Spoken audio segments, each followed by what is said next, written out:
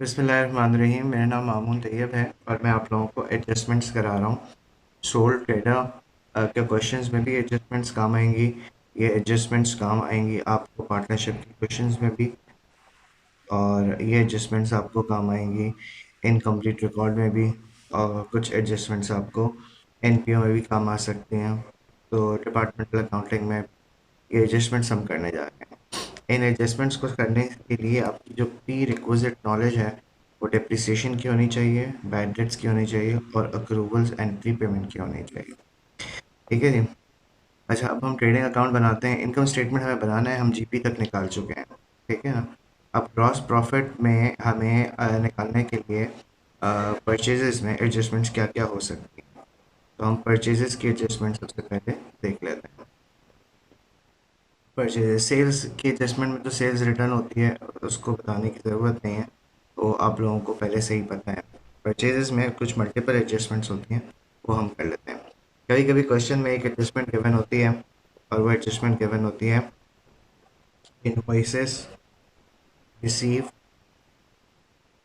Not recorded in the books.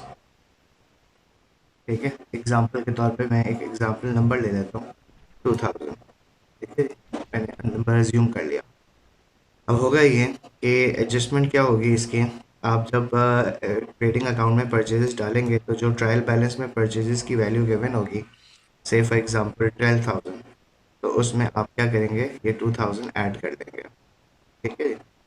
और जो trade creditor होगा, जब आप ट्रेड क्रेडिटर यानी स्टेटमेंट ऑफ फाइनेंशियल पोजीशन में अगर आपके ट्रेड क्रेडिटर्स गिवन हैं, या ट्रेड पेबल्स गिवन हैं, या क्रेडिटर्स गिवन हैं, या अकाउंट पेबल गिवन है, जो भी आप पेपर सॉल्व कर रहे हैं पुराने और नए वक्तों में अलग अलग टर्मिनोलॉजीज इस्तेमाल की हुई हैं। आई होप कि आपको पहले से ही पता है। तो उसमें आप क्या करेंगे, इसको ऐड कर लेंगे क्योंकि आपकी लायबिलिटी बढ़ रही है। ठीक है ना। फॉर एग्जांपल आपके जो ट्रेड क्रेडिटर्स हैं वो 24,000 है, फॉर एग्जांपल 18,000 करना है, 18,000 है। ठीक है? तो इसमें आप क्या करेंगे, 2,000 ऐड कर लेंगे। ठीक है ना। अगर मैं आपको अकाउंटिंग एंट्री से बताऊं तो अकाउंटिंग एंट्री इसकी ये पास होगी कि आपने परचेजेस को डेबिट करना था जो आपने नहीं किया, और ट्रेड पेबल्स को यानी अकाउंट पेबल्स को यानी क्रेडिट करना था जो आपने नहीं किया, तो आपने कर दिया। ये एंट्री है, ये एंट्री आपको बनाने की ज़रूरत नहीं है। सिंपल क्या है कि परचेजेस में आप ऐड कर देंगे 2,000, और ट्रेड क्रेडिटर्स में भी 2,000 आप ऐड कर दें। ठीक है। दूसरी एडजस्टमेंट क्या आती है, goods drawn for personal use. तो इसको मैंने पेज नंबर 1 दे दिया। ठीक है। Goods drawn for personal use. ठीक है। अब goods drawn for personal use क्या होंगे, फॉर एग्जांपल 1,000। अब आपने इसकी ट्रीटमेंट ये करनी है कि परचेजेस में से जो भी आपकी अमाउंट है, फॉर एग्जांपल 12,000 है, उसमें से आपने 1,000 लेस कर दिया। ठीक है जी। और ड्राइंग की जो अमाउंट आपको इनकम ट्रायल बैलेंस में लेके जानी है, ट्रायल बैलेंस से स्टेटमेंट ऑफ फाइनेंशियल पोजीशन में लेके जानी है, तो वो जो ड्राइंग की अमाउंट है, से फॉर एग्जांपल 9,000, उसके अंदर आप क्या कर देंगे, goods drawn for personal use add. अगर मैं आपको एंट्री से समझाने की कोशिश करूँ तो इसकी एंट्री पास होती है ड्राइंग्स डेबिट 2,000 और परचेजेस क्रेडिट बाय 2,000। लेकिन आपको ये एंट्री पास करने की ज़रूरत नहीं है। जब आप सोल ट्रेडर विद एडजस्टमेंट का क्वेश्चन सॉल्व करेंगे तो उसके अंदर क्या होगा कि आप अपने ड्राइंग्स को इंक्रीज कर देंगे 2,000 से, और परचेजेस को डिक्रीज कर देंगे 2,000। ठीक है। ये दो एडजस्टमेंट्स आपकी हो गई परचेजेस की। अब एक और एडजस्टमेंट होती है, वो रिटर्न आउटवर्ड्स की होती है, उसमें कोई गलती नहीं हो रही होती। ठीक है नहीं। तो वो मैं नहीं लिख रहा हूँ, कैरेज इनवर्ड की एडजस्टमेंट में लिख रहा हूँ। कैरेज इनवर्ड आपको गिवन होता है। ठीक है नहीं। या एयर फ्रेट चार्जेस गिवन होते हैं, एयर फ्रेट चार्जेस गिवन होते हैं। ठीक है। या ट्रांसपोर्टेशन इन के नाम से गिवन होता है, या कस्टम ड्यूटी के नाम से गिवन होता है पुराने वक्तों के पेपर में। ठीक है ना। या इम्पोर्ट ड्यूटी के नाम से गिवन होता है पुराने वक्तों के पेपर में। ठीक है। तो उसमें आप क्या करते हैं, ये परचेजेस में क्या होती है, वैल्यू ऐड हो जाती है। परचेज की मैंने एक 12,000 की वैल्यू अज्यूम कर ली है एडजस्टमेंट्स पढ़ाते हुए आपको ना। उसमें आप क्या करेंगे, ऐड कर देंगे। क्या चीज़ ऐड कर देंगे? Carriage inward. फॉर एग्जाम्पल अगर वो 1000 के हैं, ठीक है जी। ये तीन एडजस्टमेंट्स जो है वो बहुत कॉमन एडजस्टमेंट्स हैं जो आपके परचेजेस को हिट करती हैं। जब आप ट्रेडिंग अकाउंट बनाएंगे तो परचेजेस को एडजस्ट करते हुए चलेंगे। रिटर्न आउटवर्ड्स लेस होती है, वो मैं नहीं लिख रहा हूँ, वो तो आपको सबको पता ही है। उसमें चांसेस ऑफ एरर्स उनसे कम होते हैं, गलती हो ही नहीं होती नहीं है। परचेजेस में से परचेज रिटर्न लेस होती है, इसी तरह सेल्स में से सेल्स रिटर्न लेस होती है। ठीक है, इसकी तस्वीर भी आपको मैं व्हाट्सएप कर दूंगा। ओके, ये बेसिकली बना मैं वीडियो उन लोगों के लिए रहा हूँ जो मेरे करंट स्टूडेंट्स हैं, चाहे स्कूल में, चाहे कोचिंग सेंटर्स में, चाहे ऑनलाइन है। ठीक है, तो ये उनके लिए बन रही है, तो इनकी व्हाट्सएप पे आपको पिक्चर भी मिल जाएगी। पेज नंबर 1 है। ठीक है जी। अब हम आगे चलते हैं। जब आपका जीपी निकल जाएगा, जब आपका ग्रॉस प्रॉफिट निकल जाएगा, तो एडिशनल इनकम या अदर इनकम कौन कौन सी हो सकती हैं, उसके ऊपर बात कर लेते हैं अब हम। देखिए, आपको एक ट्रायल बैलेंस गिवन होगा, इसको मैं नाम दे देता हूँ, ठीक है। एक ट्रायल बैलेंस आपको गिवन होगा और उस ट्रायल बैलेंस के अंदर अदर इनकम क्या क्या गिवन हो सकती हैं। एक तो अदर इनकम होती है डिस्काउंट रिसीव्ड, ये बड़ा कॉमन है। ठीक है, डिस्काउंट रिसीव्ड। एक हो सकती है कमीशन रिसीव्ड, क्रेडिट साइड पे होंगी ये ट्रायल बैलेंस। एक हो सकती है रेंट रिसीव्ड, ठीक है जी, ये भी ट्रायल बैलेंस की क्रेडिट साइड पे होगी। एक हो सकती है इंटरेस्ट रिसीव्ड, ठीक है जी। और एक हो सकती है gain on sale of non current asset, ठीक है। और ये कभी कभी ऐसा भी आने लगा है कि डिस्पोजल जो है का एक बैलेंस गिवन होता है और वो ट्रायल बैलेंस की क्रेडिट साइड पे गिवन होता है, तो वो भी आपकी इनकम काउंट होती है। ठीक है। फिर है bad debt recovered, bad debt recovered, ये भी आपकी अदर इनकम है।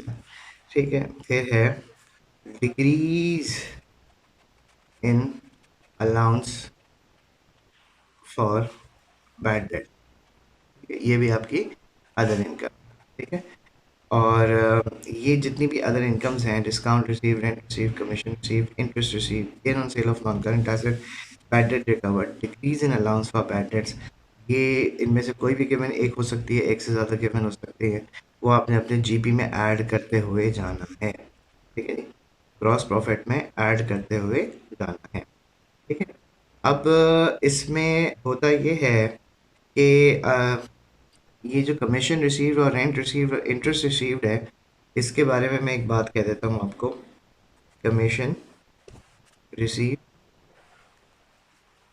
रेंट रिसीव्ड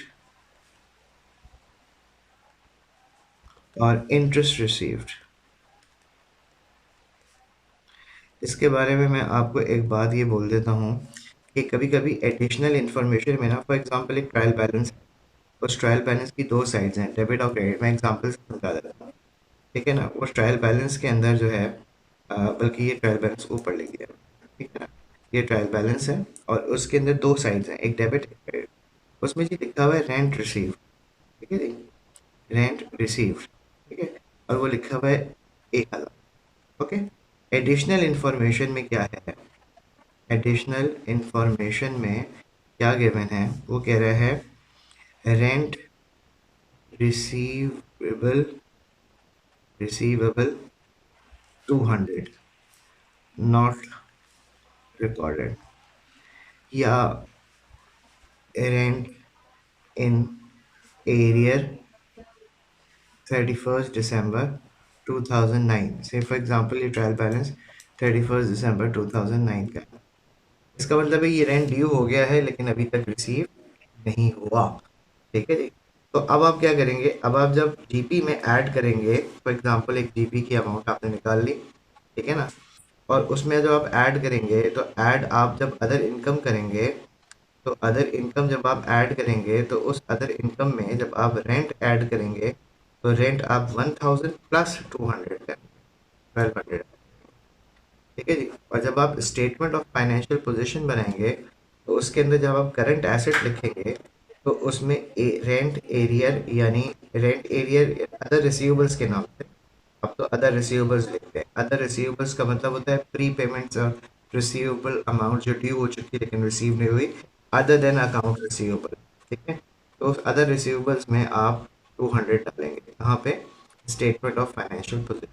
ये एडजस्टमेंट होगी इसकी। ठीक है जी। यानी अगर मैं आपको इसकी एंट्री से समझाने की कोशिश करूं, एंट्री इसकी क्या पास होगी, एंट्री इसकी पास होगी रेंट रिसीवेबल डेबिट और rent income, rent receive credit. ये मैं अगले पेज पे अगर मुझे इसकी आपको एंट्री समझानी हो कि ये जी रिकॉर्ड नहीं हुई थी या ड्यू थी लेकिन अभी तक रिसीव नहीं हुई, तो उसकी एंट्री आएगी पेज नंबर 3। मैं आपको बता, पेज नंबर 3 आ गया। ठीक है जी। तो इसकी अगर एंट्री पास होगी तो एंट्री पास होगी रेंट रिसीवेबल डेबिट। अगर तो इसकी एंट्री पास करनी आए वो एरर्स एंड सस्पेंस के चैप्टर में आ सकती है, इधर नहीं आ सकती। ठीक है जी। 200 और रेंट रिसीव यानी इनकम नहीं है और इंक्रीज इन इनकम क्रेडिट होती है। ये अक्रूवल एंड प्री पेमेंट वाला कॉन्सेप्ट हो गया जो आपको आपके टीचर ने पढ़ा है। ठीक है जी, या मैंने पढ़ाया है उसका वही। ठीक है जी। ये तो हमने दूसरी। अब आप एक बात याद रखिएगा कि अदर इनकम के अंदर ये, अच्छा ये जो कमीशन के लिए है, रेंट के लिए और इंटरेस्ट के लिए, तीनों के लिए वैलिड पॉइंट है जो मैंने अभी आपको रेंट रिसीव्ड की एग्जाम्पल के थ्रू समझाया है। ठीक है जी। अब हम आते हैं जीपी। जब आपने निकाल लिया, मैं बड़ा बड़ा लिख रहा हूँ, after calculating GP, gross profit आपने जब निकाल लिया तो आपको क्या करना पड़ेगा, check for decrease in allowance for bad debts. आपने इसी वक्त बैठ चेक करना है allowance for bad debts a beginning if a beginning balance of allowance for bad debts is given in the question. ये मैं बड़ी वजाहत के साथ बात कर रहा हूँ। ठीक है, ये उनकी समझ में आ रहा है जिन्होंने बैड डेट्स का चैप्टर तमीज से किया है, डिप्रिसिएशन तमीज से किया है, जिसने अक्रूवल एंड प्रीपेमेंट की तमीज से क्वेश्चन सॉल्व कर लिए हैं और वो सोल ट्रेडर के क्वेश्चन पर है और वो फास्ट ट्रैक पर है। उसको 18-20 क्वेश्चन सोल ट्रेडर के करने चाहिए मिनिमम साइड पे, मैक्सिमम 47-50 जो भी हमारे पास पेपर्स में अब तक आ चुके हैं वो करने चाहिए। ठीक है जी।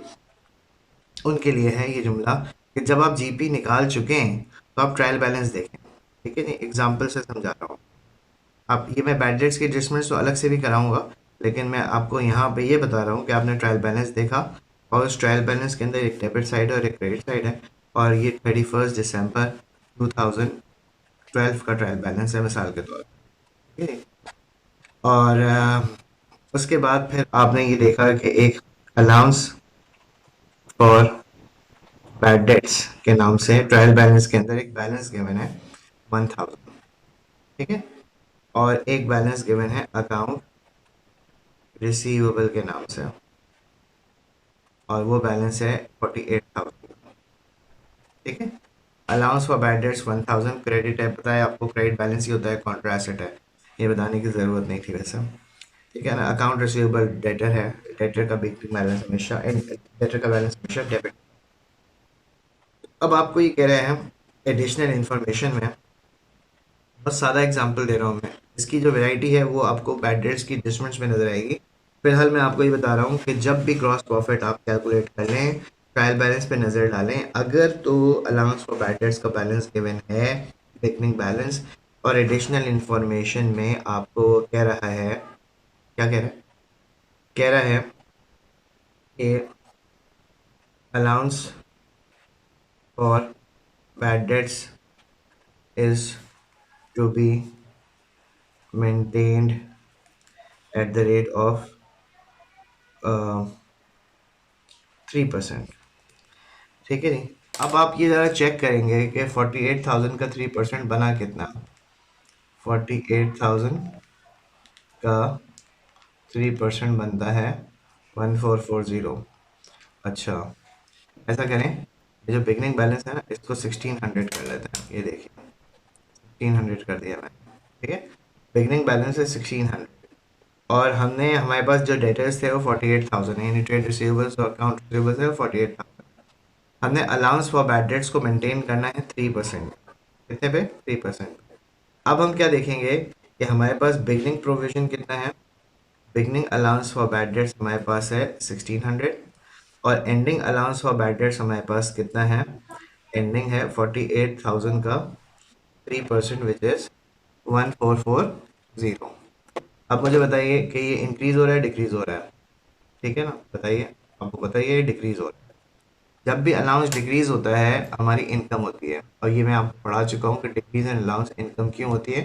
इसमें मैं बहस नहीं कर रहा इस वीडियो में, मैं आपको सिर्फ ये बता रहा हूँ कि अलाउंस का बैड प्रोविजन या अलाउंस का अगर बैलेंस डिक्रीज हो रहा हो तो वो इनकम होती है, और ये इनकम जो है ये आपकी जीपी में ऐड होनी चाहिए, ठीक है ना। आप इसको क्या करेंगे, जब आप ग्रॉस प्रॉफिट कैलकुलेट करेंगे और उसमें आप अदर इनकम लिखेंगे, ऐड अदर इनकम, तो उस अदर इनकम के अंदर आप decrease in allowance for bad debts लिखेंगे, decrease in allowance for bad debts, और वो कितना लिखेंगे 160। ये एफबीडी मैं लिख रहा हूँ, आपने पूरा लिखना होगा, आप लोगों को पता ही है ये बात, ठीक है जी। ये 160 आप ऐड करेंगे। ये जब भी अलाउंस का बिगनिंग बैलेंस ट्रायल बैलेंस में गिवन हो, आप जीपी निकालने के फौरन बाद ये वर्किंग कर लें अपने पास, ताकि अगर डिक्रीज हो रहा हो तो ग्रॉस प्रॉफिट में ऐड करते हुए चलें। अगर आप ग्रॉस प्रॉफिट में ऐड नहीं करते और बाद में एडजस्टमेंट देखते हैं और पता चलता है डिक्रीज होता है, तो कुछ लोग स्टूपिड्स ये करते हैं कि ऊपर जाकर मिटा मिटा के चेंज करते हैं। आप ऐसा नहीं करेंगे, आप नीचे एडिशनल अदर इनकम में लिख देंगे नेट प्रॉफिट के बाद, ये net profit for the year के, ठीक है ना। लेकिन अगर आप ये प्रैक्टिस बना लें कि जी हाँ बिगनिंग प्रोविजन अगर गिवन है तो हमने जीपी कैलकुलेट करने के बाद हमने इंक्रीज या डिक्रीज चेक करना है, अगर डिक्रीज हो रहा है तो हमने ऐड करते हुए आगे चलना है। स्टेटमेंट ऑफ फाइनेंशियल पोजीशन में इसकी एडजस्टमेंट क्या होगी, जब आप करंट एसेट लिखेंगे तो उसमें जो अकाउंट रिसीवेबल होंगे, उस अकाउंट रिसीवेबल में उस अकाउंट रिसीवेबल में कितना है 48,000, उस 48,000 में आप 1440 लेस करें एंडिंग बैलेंस। और ये बात आपने अलाउंस फॉर बैड डेट्स के चैप्टर में ऑलरेडी पढ़ी हुई है, एंडिंग बैलेंस माइनस होता है। This balance is statement of financial position amount and this is income statement, ठीक है जी। ये आपको पता होना चाहिए, ठीक है।